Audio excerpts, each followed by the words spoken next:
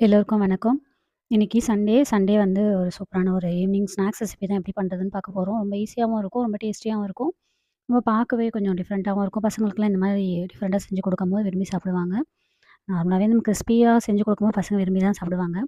இது மாரி முடிஞ்ச அளவுக்கு வெளியில வாங்குறத அவாய்ட் பண்ணிட்டு நம்ம வீட்லயே செஞ்சு கொடுக்கும்போது, நமக்கு கொஞ்சம் எக்ஸ்ட்ரா ஒர்க் தான். பட் செஞ்சு கொடுக்கும்போது, அது பசங்களுக்கு ஹெல்த்தியாவும் இருக்கும். ஏன்னா, அவங்க ஜங்க் ஃபுட் வெளியில இருக்கிறது சாப்பிடும்போது அவங்க என்ன ஆயில்ல செய்றாங்க, எப்படி ஹைஜீனிக்கா செய்றாங்கன்னு தெரியாது. முடிஞ்ச அளவுக்கு நம்ம இந்த மாரி வீட்லயே செஞ்சு கொடுக்கும்போது அவங்களுக்கு நமக்கு கொஞ்சம் சாட்டிஸ்ஃபைடா இருக்கும். இதுக்கு வந்து பார்த்தீங்கன்னா, மைதா மாவு எடுத்திருக்கேன்னா, கோதும மாவு வேணாலும் போடலாம். பட் அந்த கிறிஸ்பினஸ் இருக்காது. சால்ட் போட்டிருக்கேன். அதுக்கப்புறம் ஓமம் வந்து கசக்கி போட்டிருக்கேன். அந்த மாரி இது பண்ணி போடுங்க. கிரஷ் பண்ணி போடுங்க. அப்பதான் அந்த ஒரு ஃப்ளேவர் வரும். அப்புறம் ஆம் ரெட் சில்லி ஃப்ளேக்ஸ் போட்டிருக்கேன். யாருக்கெல்லாம் இந்த மாரி டோமினோஸ் பீஸாலேருந்து நமக்கு வீட்டுக்கு பார்சல் வாங்கும்போது வரும் பார்த்தீங்களா, அதில எடுத்து வச்சு யூஸ் பண்ணுவீங்க பிடிக்கும்னு கமெண்ட் பண்ணுங்க. எங்க வீட்ல நெறைய இந்த மாதிரி இருக்கும்.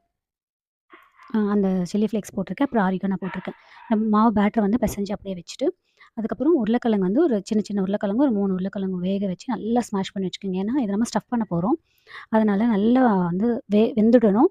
நல்லா ஸ்மாஷ் பண்ணியும் வச்சுக்கணும். அதாவது நடுவுல நார் மாதிரிலாம் இருந்தா எடுத்துடுங்க. இந்த மாரி நல்லா பெசஞ்சுட்டு, அதுக்கு தேவையான கொஞ்சோண்டு மஞ்சத்தூள், பெருங்காயத்தூள், நான் இது கொஞ்சம் எள்ளு போட்டிருக்கேன். உப்பு போட்டு உங்களுக்கு காரம் வேணுனா காரம் போட்டுக்கலாம். நான் காரம் போடல. வெறும் கொத்தமல்லி போட்டு பெசஞ்சுட்டு, அதுக்கப்புறம் ஜீரக பவுடர், கொத்தமல்லி போட்டு பெசஞ்சு லைட்டா ஆயில் போட்டு வச்சுட்டேன்.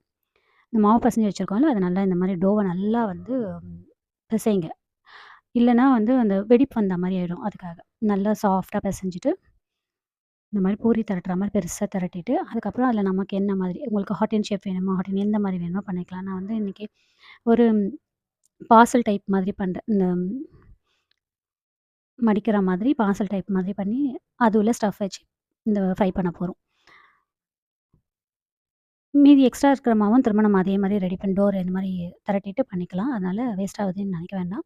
இந்த மாரி கட் பண்ணிட்டு, உருளைக்கிழங்கு நம்ம ஆல்ரெடி பேட்டர் ரெடி பண்ணி வச்சுருக்கோம்ல, அத வந்து இந்த மாரி பால்ஸ் மாரி பண்ணி நடுவுல வச்சுட்டு, மடிக்கிறது தான் முக்கியம். மடிக்கிறதுல கொஞ்சமாவது எங்கேயாவது ஓட்டை வந்துடுச்சுன்னா, எண்ணெயில போடும்போது உள்ள இருக்கிற ஸ்டஃப் எல்லாமே வெளில வந்துரும். அப்புறம் எண்ணெயும் நெறைய குடிச்சிரும். அதனால இந்த லா அ எட்ஜில மட்டும் தண்ணி இந்த மாரி நல்லா தடவிட்டு, சமோசா மடிக்கிற மாரி நீங்க சமோசா மடிக்கிற மாரி கூட மடிச்சுக்கலாம். சமோசா தான் நம்ம யூசுவலா சாப்பிடுறதாச்சே, இந்த மாரி வித்தியாசமா ஏதாவது பண்ணுவோமே! இந்த மாரி எட்ஜஸ்ல இந்த 4 எட்ஜஸும் மேல வந்து இது பண்ணிட்டு, அதுக்கப்புறம் இந்த மாரி பிரஸ் பண்ணி விட்டோம்னா, வெளில உங்களுக்கு வராது. அதே மாரி ரொம்ப ஹீட்டான ஆயில்ல போட்டீங்கனாலும், டக்குன்னு இது பாயில் ஆகும்போது, உள்ள வேகாம மேல மட்டும் வெந்து கருப்பாயிடும்.